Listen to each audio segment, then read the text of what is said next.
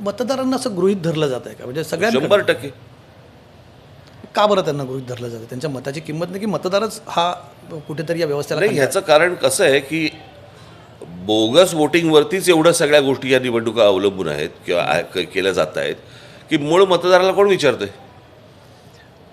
पण आता महाराष्ट्रातला मतदार असा नव्हता, तो सजग होता, तो पॉलिटिकली खूप अवेअर असलेला महाराष्ट्रातला मतदार आहे, तो पण कसा याला भुलतोय मग? आता काय माहिती याची काय उत्तर द्यायची.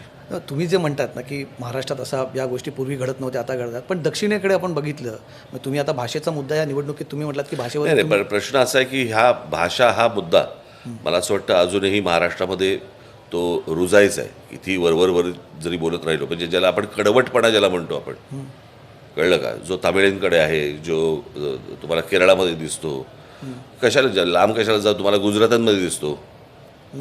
गुजराती माणसं एकमेकाशी गुजरातीमध्येच बोलत असतात, ते काय हिंदीमध्ये बोलत नसतात. हे खरं आहे. कळलं का. मला असं वाटतं की ह्या सगळ्या भाषेच्या ह्याच्यावरती भाषा हे तुमचं अस्तित्व आहे. कळलं का. जमीन आणि भाषा एकदा तुमच्या हातातून गेली की ती परत येत नाही आणि तुम्हाला तुमचं अस्तित्व सापडत नाही. हा आजपर्यंतचा जगाचा इतिहास आहे. मला असं वाटतं ह्याचं भान महाराष्ट्रातल्या सर्वांनीच ठेवणं गरजेचं आहे.